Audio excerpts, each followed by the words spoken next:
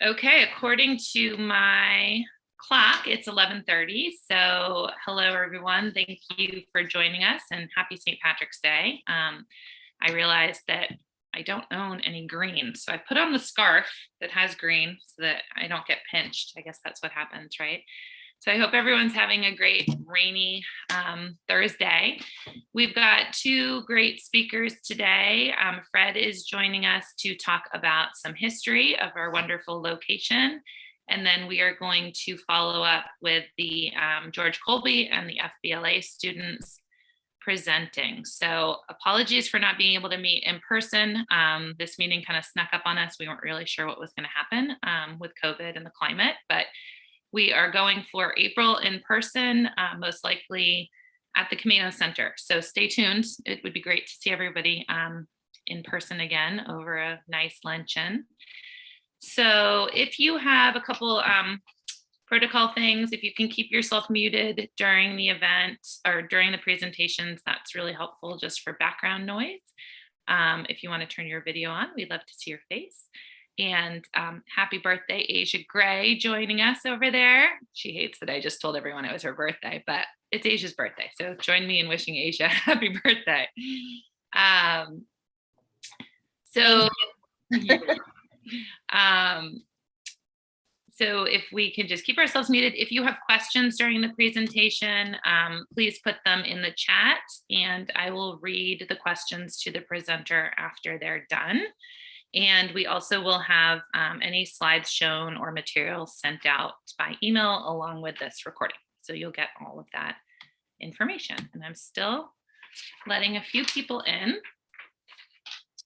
So, the other thing, if you have any announcements that you want to make, just put that in the chat too. And hopefully we'll have time after the presentations if you have any announcements about anything that you want to share with the group. Okay. So Fred Poyner IV is a historian and author with over 27 years of experience in researching and writing about art and the history of the Pacific Northwest. His first book, The First Sculptor of Seattle, The Life and Art of James A. Wen, was funded through the forculture.org Heritage Projects Grant Award in 2014 and has received both the Association of King County's Historical Organizations Virginia Marie Fulkins Award, that's a mouthful, right, for Outstanding Historical Publication, and the Washington Museum's Association Award of Excellence in 2015. He holds a Bachelor of Arts degree in Art History from Western Washington University and a Master's of Arts degree in Museology and Art from the University of Nebraska-Lincoln. Fred is the author of two other published books about the history of sculpture in the Pacific Northwest: Seattle Public Sculptors, 12 Makers of Monuments, Memorials, and Statuary, 1909 to 1962, and Portland Public Sculptors, Monuments, Memorials, and Statuary, 1900 to 2003. His sixth book about the 150-year history of the Pacific Fishermen Shipyard of Seattle will be published in 2022. He's a regular contributing writer to the Filson Company, as well as other organizations and publications, including historylink.org, the Washington State Historical Society, National Nordic Museum, Museum of the Mountain Man, and Society of American Archivists. In 2021, Fred joined the Stanwood Area Historical Society as their first executive director. So we're pleased to have Fred with us today. Welcome to the Stanwood Camano area as the first executive director. And I will hand it over to you. Thank you, Jessica. That was a nice welcome. And it's great to be here and meeting virtually with all of you. I, like probably all of you, are looking forward to the day when we can get back together and enjoy each other's company in the same room, face to face.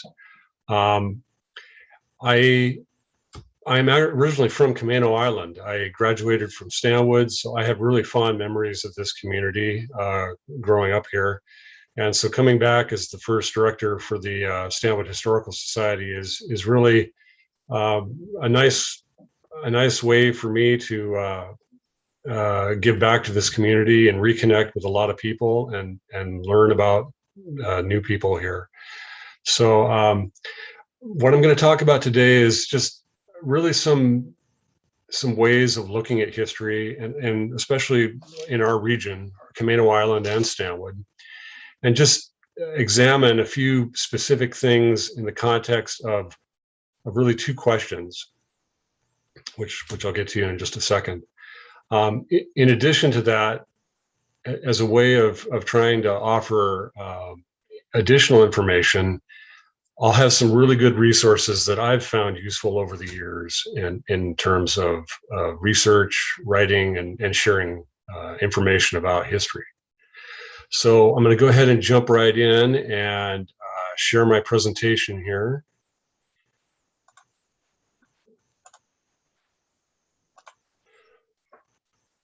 And here we go. And let's see. I'll go ahead and minimize that.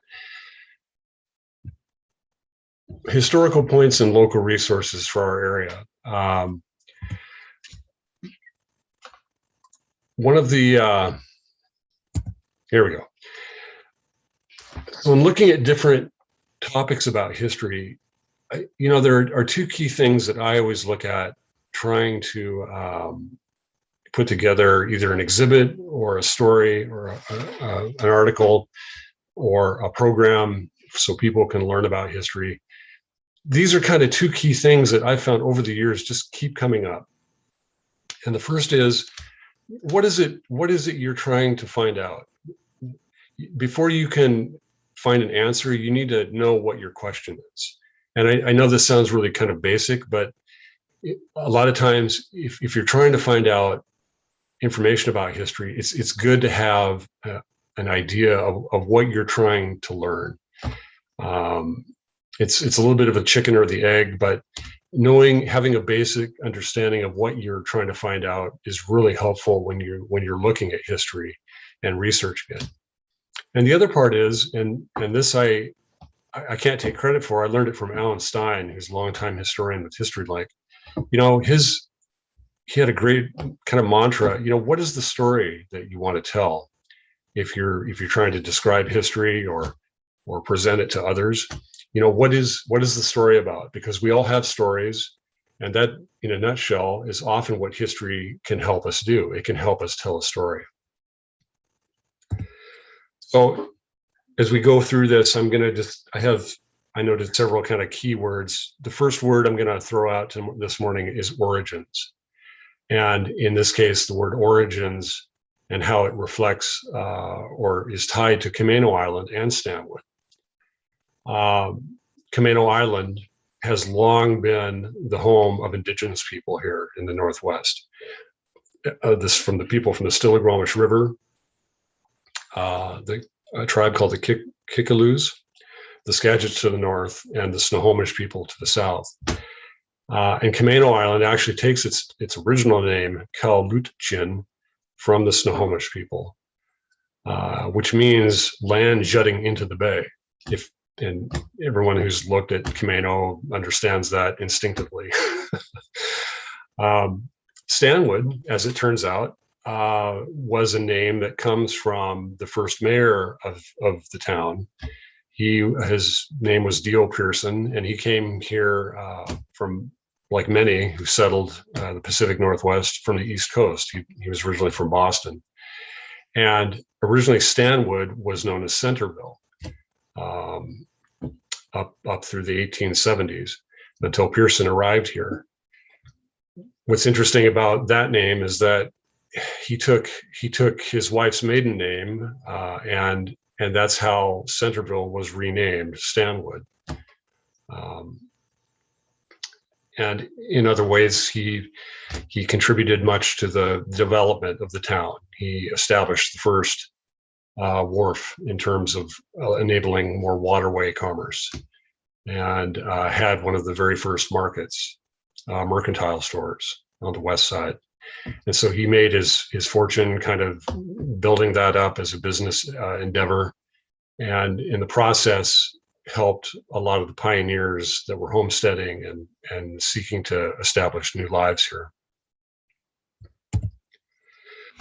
For me, the identity of Indigenous peoples is a fantastic subject and one that is well worth the study and investigation.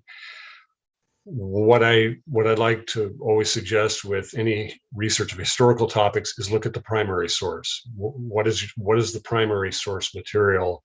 What are good sources for finding out those details? And in terms of a local site, I want to recommend the Highbold Cultural Center and Natural History Preserve, which is outside of Marysville on the Tulalip Tribal Reservation.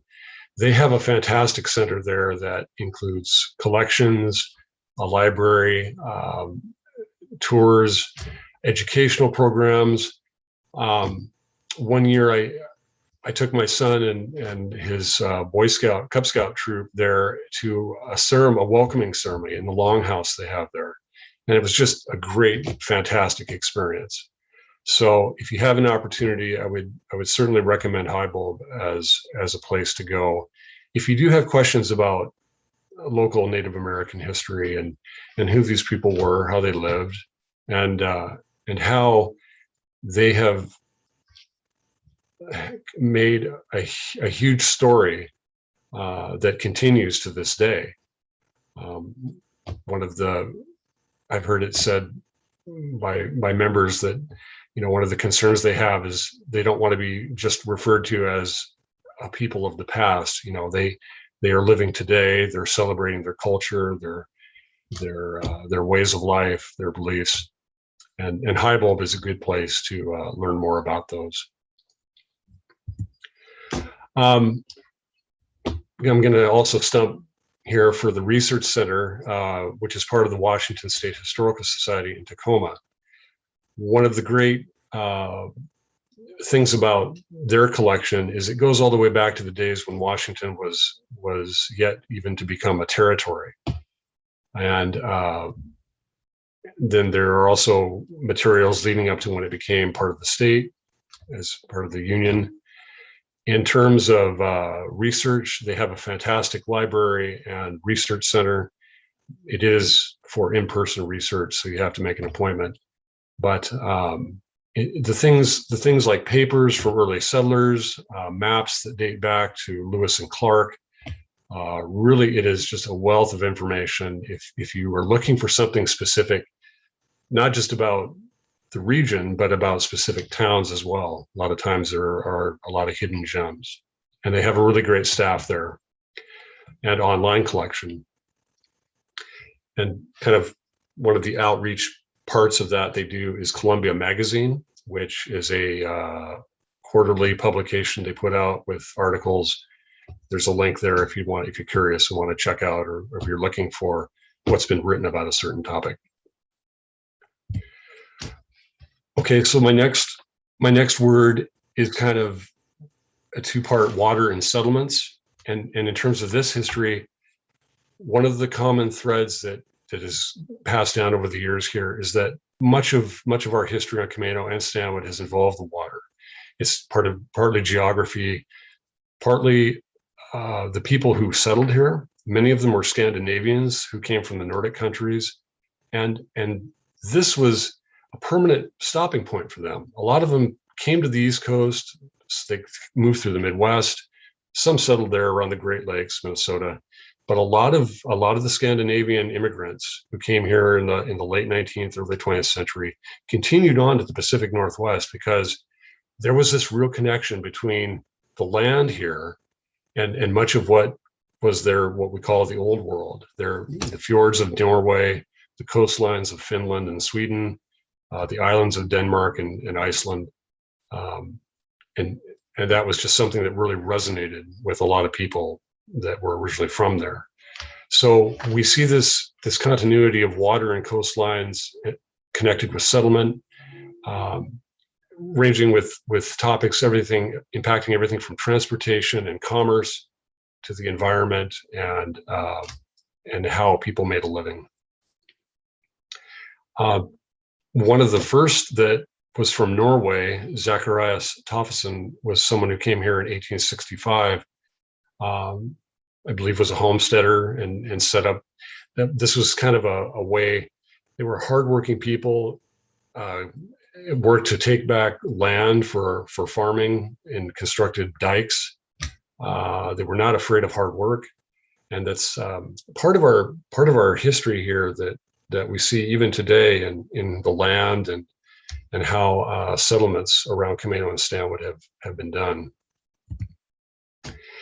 This is a really great image. Shows the the Stanwood waterfront area on the Stillaguamish in 1886. This is really the very foundation of the town. There's not too many buildings, but you can already see that there's been some development in terms of wharfs and piers, some more permanent structures. I believe the two-story edifice on the left is the Stanwood Saloon and Hotel, which was one of the first buildings established. In terms of the livelihood and transportation, Indigenous peoples used dugout canoes. This was a very common early way for settlers to get around as well. A lot of times they would come to Seattle and they would bring their supplies up in dugout canoes or boats. And so this was a way that was a readily way to get around and through the river channels into the low shallow tideland areas. And this was a way that natives also interacted with new settlers, did trade and communications. And this image is actually from the Stanwood Area's Historical Society's collection, one of many great ones. And then this development aspect of immigration also involved others. Olympia, in fact, sent out a party in 1876. It was sort of an expedition. This sloop, the Albatross, ended up high and dry, just outside of Centerville, and Iverson, along with a couple others, could see the town and ended up walking in to explore it further. Iverson ended up purchasing with a couple of other family members Lecky Island, which is that little island that's between Stanwood and Camano, that's still here to this day. It's another good image. This is a little further along in Stanwood's development when steamship stern paddle wheelers were starting to make regular stops and bring everybody from passengers to prospectors, new merchants, people that were involved in agriculture and developing ways to get their products out. The railroad did come to Stanwood early, but as it happens, it was not the cheapest way to get goods out of here. And so for a while, the steamboats still had an advantage in that respect. They were a cheaper way to move commodities back and forth. And this one shows the Gleaner, the stern paddle wheeler, steam powered. Just kind of on this note, if anybody gets a chance to get up to Anacortes, there's a boat called the W.T. Preston, which was a snag boat. That's part of the permanent display. I think the city runs it. It's on dry land, but it's a great example of an early 20th century boat that worked these rivers to keep them free of logs and other debris. That was kind of a necessity to keep the routes open. So a couple really great resources. In terms of Nordic history and immigration, the Nordic Museum in Ballard has a great collection and exhibits that focus on Nordic peoples that came here from 5 countries, Norway, Sweden, Finland, Denmark, and Iceland primarily. They have a great collection, and it's neat to see how things like bunads and folk costumes and spinning wheels, Bibles, things that were brought from the Nordic countries ended up here to help these families establish new homes, new connections to their heritage that have been passed down through the generations.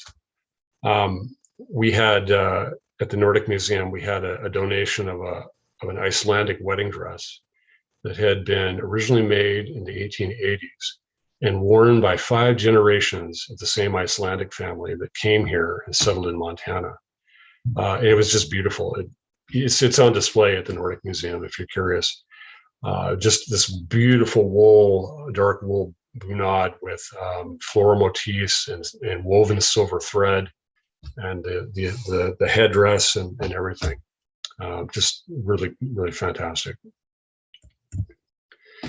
You know, if you're looking to do more of a deep dive into the history of immigration and settlement, another really good resource is the Washington State Archives in Olympia. And the state archives are by appointment, much like the State Historical Society in Tacoma, but they are really the state's repository for papers and maps, official documents for the territory and the government. And they also have a very substantial online collection if you're looking for things like family history and materials like that. Well, seeing how we're doing on time, I'm gonna try to move along a little quicker here. Really, the next two have to do with coastlines related to water. It's important to mention that coastlines and harbors of Camano have been really key in livelihood and business activities and also pleasure activities over time. To give you a good example, Uttulahti at one point was a small harbor on the North Shore. One of the first businesses that was built around that was a sawmill, and going as early as 1853, which was the first year Washington became a territory. The mill did change hands from the original owner, Craney, in 1876, and was bought by the Puget Mill Company, who continued to use it to ship out lumber from the mill by water. That closed in 1890, but lumber, as we all know, has continued to this day to be a valuable export from the Pacific Northwest in many of our communities. It's also worth mentioning that Uttulahti was kind of a hotspot for sailing ships and then steamships that were going outbound to places like San Francisco. One kind of cautionary tale was of the steamship Pacific, which headed out from Uttulahti in 1875, had a load of gold from the local mining districts as part of that with the passengers, but unfortunately struck another vessel at sea and was a total loss. And this goes to the point about how dangerous the waters in Puget Sound can be. The Strait of Juan de Fuca, the coastline, certainly in the mouth of the Columbia Bar, have over the years collectively claimed many lives and many ships. So it's important to recognize that not everything about history is ever what we want to hear, but that kind of comes with doing the research and learning about it.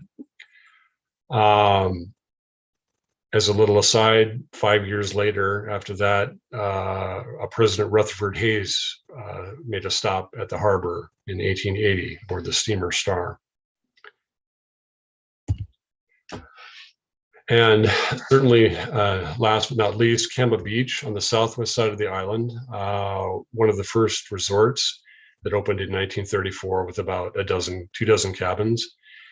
This is a great tale because it shows how Kamba Beach went from a private resort to what is now today a state park.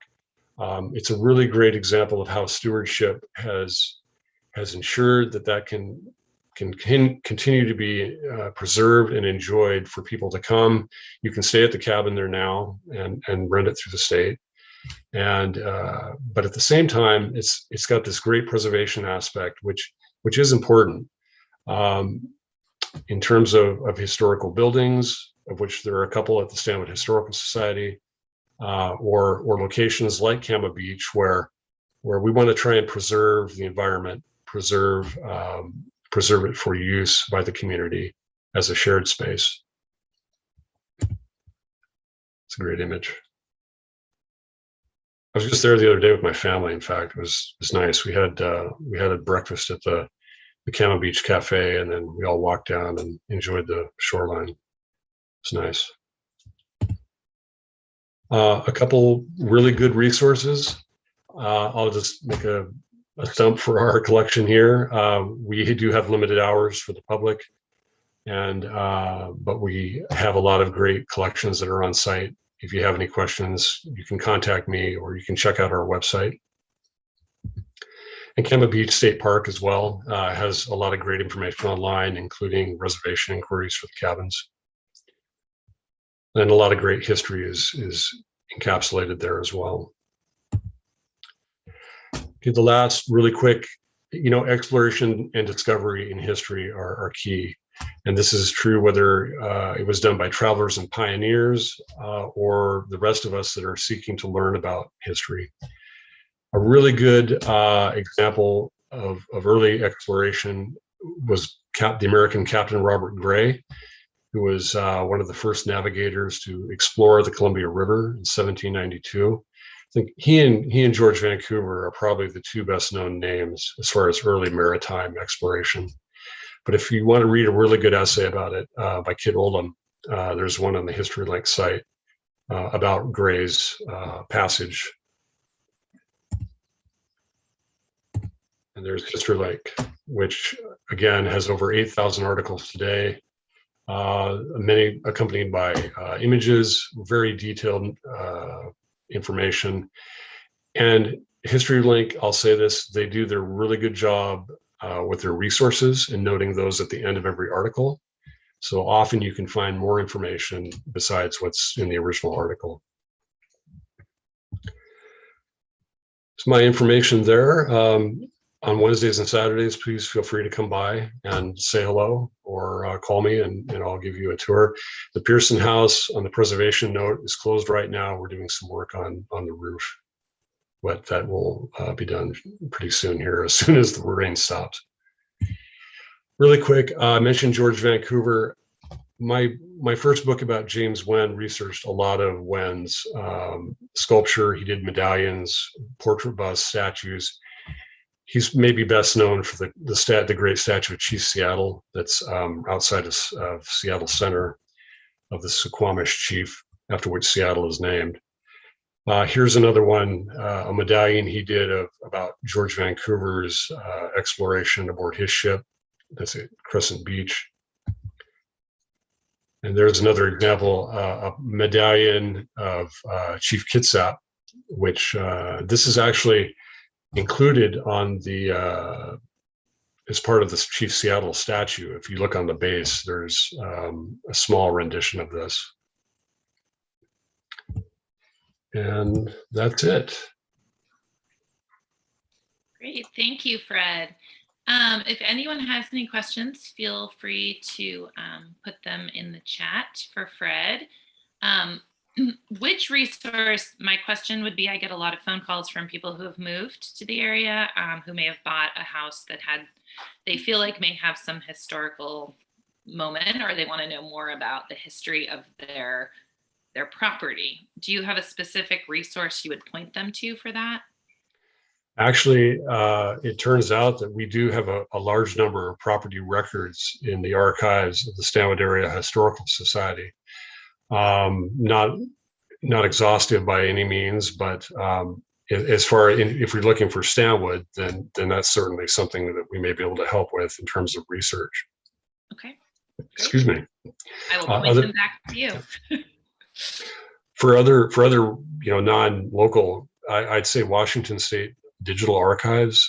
You can look up locations, names. A lot of times they'll have public property records through there as well. Okay, great. Did you want to mention, I know you guys have a big anniversary coming up, right?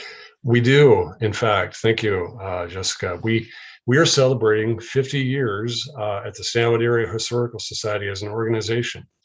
And on Saturday, May 14th, we'll be hosting a luncheon there at Floyd Hall, the Floyd Norgaard Cultural Center Hall.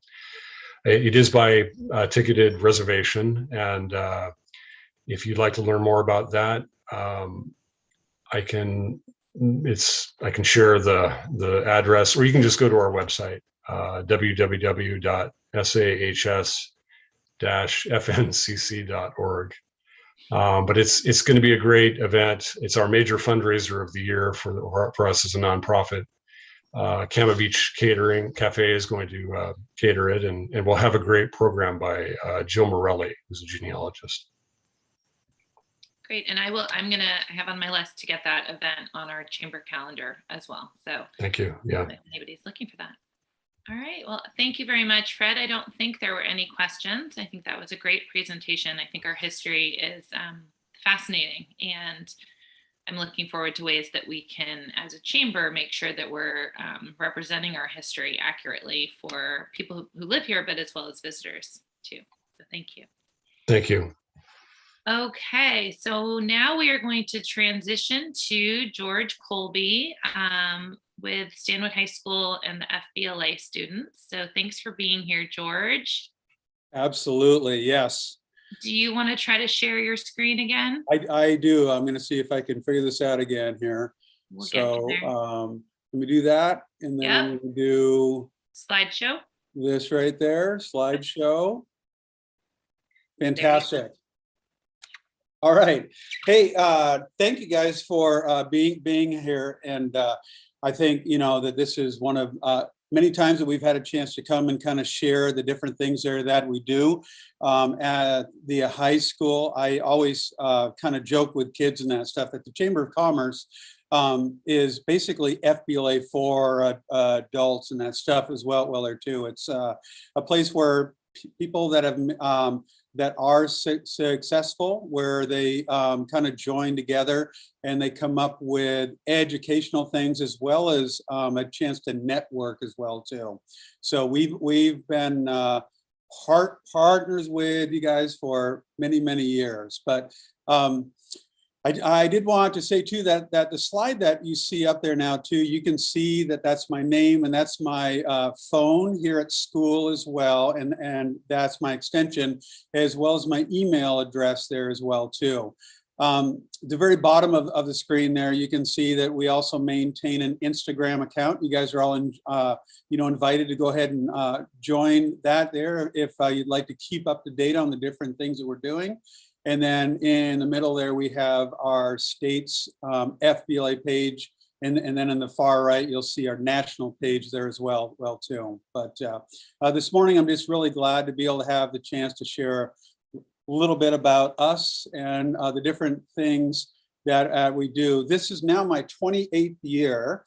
It just seems like I just started, but I've been doing this now for 28 years.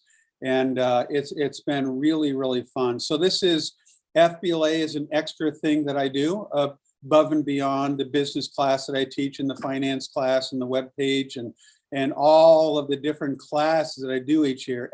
FBLA is that one thing above and beyond there too. And the reason why that I do it is because I absolutely love to watch kids thrive and just really start to answer those big questions there in life. Fred there, before he brought up some questions there too, he talked about the question about what is the question that you seek to answer. And I would say that in a typical year that I'm faced with all kinds of kids that are also trying to answer that very same question, like knowing what they're going to do in life and looking for those experiences, playing sports or being in a club or, the teachers they meet. And then too, a real big thing with me is that I like to, encourage kids to live a great story, to tell a great story with their lives and to be known for kind kids, compassionate kids, and that stuff as well too. So I also work with our ASB team, the class officers here as well at school, and it's just really fun.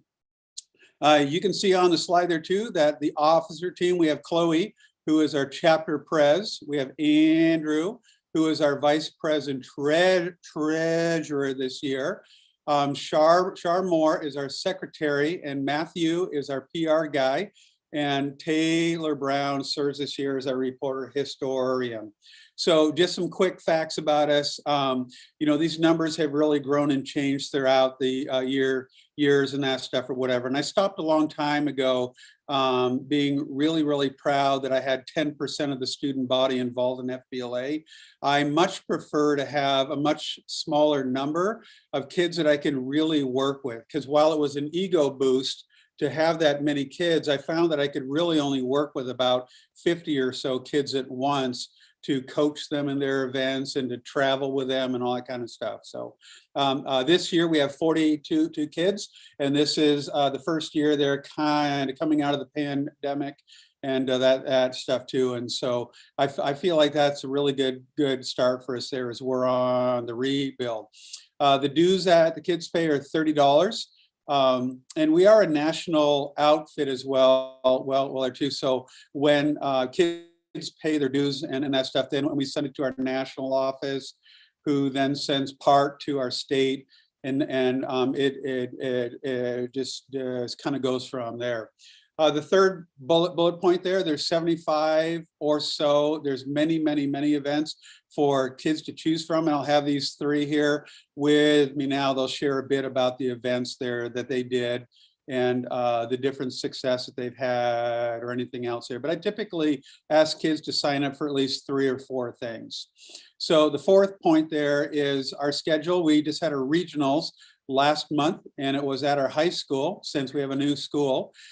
State is coming up in April, and you can see the cost there too. And that's basically a kid's 1/4 of a room cost. So we still need some additional funds there too. And we haven't been able to fundraise just because of the pandemic and everything. But you can see that that's going to take place. We're going to be in a bus, and we're heading to Spokane for 3 nights and 4 days. And I'd say at the state conference, there'll be a couple thousand kids there. And then at our nationals, which we don't know the cost there yet, but I should say that in my 28 years of doing this, we've always had a national team that comes from our school, which I think is a really cool thing. So, but this year we're going to be in Chicago again. I think this will be my 3rd or 4th time going there with FBLA. And then the final bullet point there too is that just to, you know, to restate the idea that we typically really try to partner with you guys in the events that you guys have, like we've done many chili chowder feeds and many events throughout the years and that stuff or whatever. But you know, as we all know, just like we're having to meet in this style here too, that, you know, we're just kind of coming back and trying to reestablish what normal is. So I'll be on back at the very end, but I did want to let these guys kind of speak for themselves. And so I'd like to introduce you to a guy named Matthew. And this is him right here. Hi, so as you know, I'm Freddie. I'm Matthew Mendez. And before I talk a little about what FBLA has done for me, I would like to talk a little bit about myself. So I'm a sophomore here at Stanwood High School, and this is actually my first year in FBLA. I really enjoy it. And other activities I do here at Stanwood High School is I'm a member of choir, I do powerlifting, I do track and cross country. So those are some things I'm involved here at the school. And then also our wonderful advisor, Mr. Colby, offered me if I would like to join FBLA this year. And I didn't want to take that offer down because I always like trying new things. And what I really enjoy about FBLA, it gives me new experiences to stuff I haven't understood before. Something that's great about being a high schooler is now's the time to make mistakes. Yeah. So I can try whatever I want right now and see if I like it or not. And I don't suffer as many consequences as doing so. But a little bit about FBLA is I'm a PR with FBLA. So I run the Instagram account for FBLA. So everything that you see on there for this year was all done by me. I work on that. Something that's really hard right now with us. Well, now it's not anymore, but at the beginning of the year, we had to struggle with the difficulties of COVID. So we had to figure out how to problem solve through that. We had to figure out how we can make outreach to members in our school so we could have FBLA meetings, and we just had to figure out how to go that. So we had a lot of problem solvings there. And one thing that FBLA has really done for me, it's really made me grow of who I am. It's made me understand that tough situations will come up, and sometimes when you feel uncomfortable. And when you feel uncomfortable, that will help you later down the road, because whenever you're uncomfortable, it leads you to being more comfortable in uncomfortable situations down the road. So that's one thing that I'm very grateful. And some things that I do here at FBLA is I have 2 competitive events that I'm going to state for. Well, 3 technically, but 2 that I competed here at regionals. I came first place in financial math, the intro to financial math, where you basically do math equations, you figure out percentages, how much you should pay your employees based off how much money your business take in and all that stuff. And so I did really well in that event. And then the other event that I did was client service. And that's where you're on a role-playing event with the judge and you're basically trying to figure out how to solve the situation that's at hand. The situation that I was given was, I was given a situation where there was a landscaping company that I worked for and the person referred someone, so they got a discount. So I had to figure out how to get all the information and stuff like that. What's really cool about the event for me doing it my first time, having little experience in it, came in second place out of the whole people I competed. So that really was a confidence boost and it really made me very happy to do what I do. And another thing that's very cool about FBLA is we get all these experiences. So we actually did a college tour one time to Central, which is, I really enjoy that school and it's a really good business school too. So it'd be nice if I could go there, but we still get to explore more schools too. So it's really cool because FBLA is like an eye-opening experience. You get to experience whatever you can. And we only have so much time to learn. So may as well start it now. So very proud to be a future business leader of America. All right. Thank you, Matthew. I'd like to introduce now Chloe, who is our chapter pres. Hi, my name is Chloe Corbett, and this year I'm a sophomore and I'm currently serving as the president of Stanwood FBLA here at Stanwood High School. I'm going to start off with what FBLA means to me. To me, being in FBLA means to be a leader who is driven for success. And we get to show this drive for success through competition at a regional, state, and national level. Personally, I've found my own success up to a national level through FBLA in many events. So my freshman year, I was able to make it to nationals, and this year we had regionals last month, and I placed first in 3 of my events out of 4, and I placed third in my presentation event. And I competed in organizational leadership, advertising, intro to FBLA, and business ethics.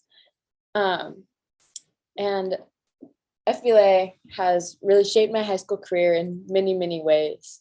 If I didn't join FBLA, I would not have any of the opportunities that I would have had now, and I would not hold any of the leadership positions that I currently do at Stanwood High School. Currently, I am sophomore class secretary, president of FBLA, and secretary of Holiday Club at Stanwood High School, and I'm planning on running for another position for this upcoming year. And I gained this confidence to do so through FBLA. FBLA has helped me find myself, and before joining, I was really reserved and quiet and not willing to put myself out there. And through FBLA, I've gained a sense of confidence and found my strengths as a leader to put myself out there and try new things. And I wouldn't be here without Mr. Colby. My freshman year, I was in his entrepreneurship class, and he told me that, I should try it out. And I was really hesitant at first because I didn't know what it was. I wasn't involved with anything. And so I decided to join, and it has been one of my best decisions that I've ever made. And when I first competed at regionals and I placed my freshman year, that's when I knew this is what I wanted to do, and this is what I'm passionate about. And I found my passion, and now I want to go to school. I want to go to college for some sort of business, and I want to go into marketing. And yeah, overall, FBLA has taught me leadership skills, has taught me how to have integrity in my choices that I make, and it has taught me just how to be a good person and how to go through my high school career with confidence and good choices. And that is all. Thank you, Chloe. All right. Wow. Okay. And I'd like to introduce you guys to Andrew Norton. Some of you may have seen him before. He's our school board rep as well there too. He's a busy guy. But here's Andrew. Yeah, so my name's Andrew Norton. I'm a junior here at Stanwood High School. And you guys, kind of going back about myself, I'm a big ASB kid. So I started out by being president of my middle school. I've been vice president of my class, president of FBLA my freshman year. I've been the public relations officer for Stanwood High School and the student representative for the Stanwood Camano School District. So I get around a lot with ASB stuff and communications. What FBLA means to me, kind of to go back on my backstory. I started out as an 8th grader coming into high school. I was top of my class. As much as an 8th grader was, happy, living, top of the school. Then you get thrown into a high school with 1,400 kids and you're just a freshman. So it was a little overwhelming. I didn't know where to go. So it was a little rough at first, but I met Mr. Colby, who's my street law teacher. I decided to take law my freshman year because I figured I always loved it. And one day he's like, hey, tomorrow's late start Wednesday. That means you can still sleep in. You can come in my club. Just check out what FBLA is. And so at first I was like, here's a club. I don't really want to get involved with this because I kind of want to lay low freshman year. But I was like, you know what, sure. So I woke up bright and early the next day, came to school, and I was really second guessing it. I wasn't sure if it was going to be a club for me. Didn't even know if I liked business. But I walked in the door. I got donuts and hot chocolate, and was told that I can watch and listen about this meeting. So of course I was going to listen. So I ended up sitting through it, and I realized more and more that this isn't just a club. This is honestly, it's a community within the high school. It's kids who all share something in common. This is the one club I still believe to this day that me and someone who I've never met in my entire life, don't have any classes with or something, can all be friends. Because even though we may do different events, like I do sports, they do finance, we're still friends because we're all sharing the same club and the same strive to be the best we can possibly be. So my freshman year, I was ready to go. I started understanding it. I talked to Mr. Colby. I was really getting involved with the club, setting up stuff, events for us. We got a lot of kids in the club. We were living good. And then all of a sudden, this thing called COVID came along and cut all of my events and everything in half. So I spent about a year or so struggling to figure out what we could do for the club. And it kind of just, it became hard to deal with just because, everything was closed. So fast forward to sophomore year, I was still a little nervous about the club, but Mr. Colby, he's like, hey, you're going to love it. Just stick through the competition. It'll be worth it.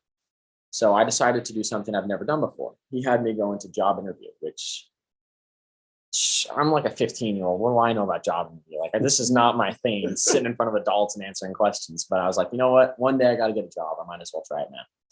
So I decided to practice with them. He gave me a couple mock interviews. I realized it was a lot harder than I thought it was going to be. But to express confidence and knowing what you do is good is pretty much the key to win a job interview. And so I sat through it, and it was kind of one of those things where I was really nervous. I was going into it, you could see my hands shaking, everything. It was pretty funny. But I went in there. I did my interview. It was virtually because it was a little rough, so I had to do it. When I tell you I had to do it in the back, like in my car, because I was on my way to practice. I was literally doing it in my car on the way to football, and I did it. I didn't feel like I felt like I could do my best, and I did the best I could. And sure enough, I ended up getting first place, which was a huge shocker to get first place out of the Northwest FBLA. So I realized, okay, now I gotta shape up my game. Now I'm going to state. I got to compete. So I spent months practicing. I went to state, and I did not place because they are really good there, and I was pretty new to it. But Mr. Colby told me one of the things that I learned it. Now I know all of the the aspects of what the event is. So now that I know what job interview is, what I need to place, and how I did, why can't I go and win it next year? So that's what I did. So this year I tried it, the job interview again. I won first place again, and now I'm going to state. And I assure you guys, I'm going to win. I got this. So that's my goal is to win state this year for job interview. Yeah. But it's one of those things where it was through, job interview in this event that I gained the confidence I have now. I gained the ability to be on the school board next to the superintendent and, tell the whole city about, what my high school is doing and why we're, the best high school in all of the state. I met through FBLA, I decided to join ASB and get involved with it. I've met with the governor now multiple times talking about Stanwood High School and how we're getting recognized for all of the work we do. Because we are one of the only high schools in the area that through COVID still kept together a unified student body. Through social media, what Matthew does here with PR and everything, we're reaching out to the students, whether they're at home on, scrolling on their phone, whether they're watching TV, if they're watching a Zoom meeting, they can see, all of us in assemblies. It's one of those things that doesn't just help me, it helped the whole student body because it helped me who was in, the ability to be able to reach out to all the students, through FBLA, gave me the confidence and the ideas that I can now push out to the student body, and now they're joining our club. So it's one of those things where I don't just owe FBLA, credit for giving me confidence, but for giving my school confidence. It gave me the ability to create fun events, for assemblies, We're playing obstacle courses during assemblies now. Those are FBLA events, things I learned, little games to talk. It's just one of those things where me and the student body all owes a lot of our stuff to Mr. Colby and FBLA. So FBLA to me means pretty much everything to me. Thank you. Wow.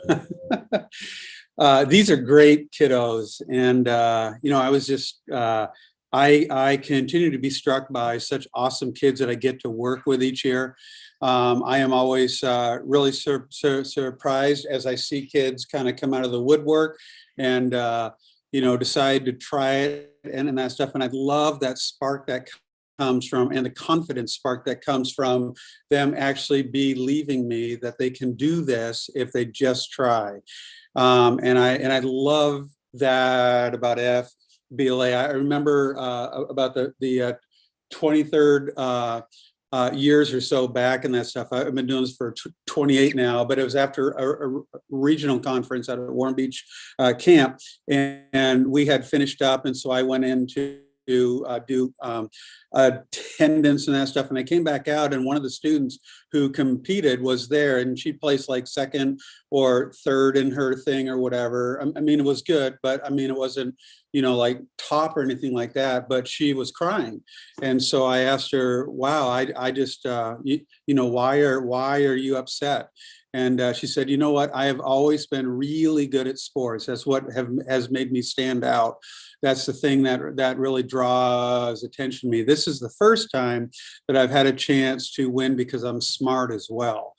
And that was my hook. And I just thought, oh my goodness, I love that about this club. I just love the fact that kids can do sports and can do all those things, but also they have a channel now to get noticed because they're smart as well. So, and so my final thoughts would be there too, that, I'm speaking to a group of people there that are successful, that have opened up their own shop and that stuff. And some of you have done, a couple things as well there too. But, the kids that I work with are still in that dream stage. They're still in that place where they're trying to figure out what they're going to do in life and how it all fits and that stuff. And, my goal is just to encourage them, to try to inspire them, and to try to just say, yes, I know it's hard, but keep going. I promise you, it really does pay off there in the end. And so I love what I do, as you can tell. And this has been a huge part of my life as well there now for many, many years. But so I guess what I would say is I think I'm aware that the chamber hasn't really had a chance to really do many, events and that stuff or whatever. But I invite any one of you guys that would like to come in and be a guest speaker, say in my business class or one of my classes and that stuff, to come share your expertise, your story. I'd love to hear from you in that way. I also too, I'm always trying to find ways to lower the cost of what it takes to be involved in FBLA. You saw the numbers there on the slide, and it is pretty expensive, especially when kids are doing sports as well there too. So I'm always trying to find sponsors for these great kids to take that money and to use it as a scholarship for them, to help them kind of keep going and that stuff or whatever. And then as soon as we can start to fundraise and that stuff, we'll start doing that as well too. But just want to leave that with you guys there too, that I really do appreciate this chance to share the things that I get to do up here at the high school. I don't take those things for granted, and it really results in some great kids like you just heard from. So can I answer any questions of anybody for any of the students or anybody else there as well? If anyone has questions, you can just unmute yourself. You can put it in the chat. Well, I don't have any questions, but I just wanted to say I'm so impressed with these young people, and George, keep up the good work. Absolutely. Thank you. Absolutely. Yes. That's awesome. I will reach out to you personally because I have a few ideas. So Awesome. Awesome. Thank you. So there is something in the chat from Melanie saying that she's been living on Camano for over 10 years and there isn't much opportunity to see or even interact with the teens from our local area. And we're blessed with the caliber of students that are here. Thank you all. Yes, yes, yes. So Yes, thank indeed. you. Chloe, Matthew, and Andrew, you guys did a wonderful job. This is always one of my favorite chamber Absolutely. meetings. Yeah. Thank you. Thank you. And we are so lucky to have Mr. Colby in our community with such dedication to these kids. So I do encourage all of you on the call to keep supporting FBLA in any way that you can. I know that the Camano Chamber is looking forward to that sponsorship request to help you guys out for your competition schedule that we've done historically. So we appreciate all of you. We're hopeful we can have a chili cheddar cook-off this fall. So we always need and appreciate all the help that has been provided to our events in the past. So there's some other just kudos going on in the chat. You guys did great. Congratulations. Does anyone have any announcements? I know there were a couple people on here from CAA. Does anyone want to say anything about the upcoming art tour?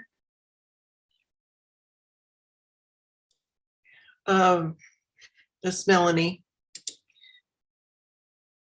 Hi, Melanie. I just wanted to let everybody know that we're back to the Mother's Day weekend and the weekend after we call Encore. So May 6, 7, 8 and 14, 15. The artists, there'll be around 40 artists on the studio tour. And we hope that all of our visitors will return. We are doing a focus more on a digital brochure this year, trying to get away from as many printed brochures that end up lots of times in the garbage can after the studio tour. So digital redesign is being done, and you will be seeing a save the date card, and you can request a copy to be mailed out to you, but you have to fill out the survey. We're collecting information for our grants and updating our email list at the same time. So if you want a printed brochure sent to your home, you need to fill out the survey and request a brochure. So I don't know if Amy has anything else she can offer, but she's an artist and working on her jewelry right now. Go, Amy. I don't have it. Well, hi everybody. I'm Amy. I'm new to the chamber and I'm glad to be here. I don't have anything to offer about the tour except for that I'll be new to it. So looking forward to being more part of the community by joining the tour. Thanks. Great. Thank you, Jessie. Yeah. All right, Mona. Yeah, I just wanted to let everybody know that we're hiring guides right now. And if you know any people that are interested in one of the most fun jobs out there, leading people through the forest on our zipline tour, we'd love to hear from those people. And we take applications through jobs@canopytoursnw.com. 18 plus, right, Mona? Yes. Yes, 18 plus. Was that what you were going to ask, Amy? Okay. Yes, it's a pretty cool job. My eldest did it last summer and loved it. So highly recommended. He's hoping to come back to this summer as well. Yay. I know. I'm happy to have him back. Any other questions, announcements? I'm trying to think. I believe Remax Community Chest concert, or there's a grant out for Remax Community Chest. Am I right, Ellen? Oh, Ellen's on the phone. SCAF just sent that out for any nonprofits in the area. So if you're interested, I can forward that information on to you. And I believe they're already scheduling that concert at Christopherson Farms, right, Mona? This summer, I think. Yes. Yeah. April 19th, I think. Or I mean, Yeah. sorry, August. August. So I think we're going to have a big busy summer, everyone. It looks like stuff is starting to get scheduled. Everyone is just looking forward to lots of events happening. So we are excited to support them. If you do have events and you want to apply for our sponsorship fund, that application is You can find it on our website. I can also email you the PDF. It just has to go before the board meetings. So please keep that in mind as we start gearing up for summer. But it was wonderful to see everyone. Thanks for being here. Enjoy the rainy day.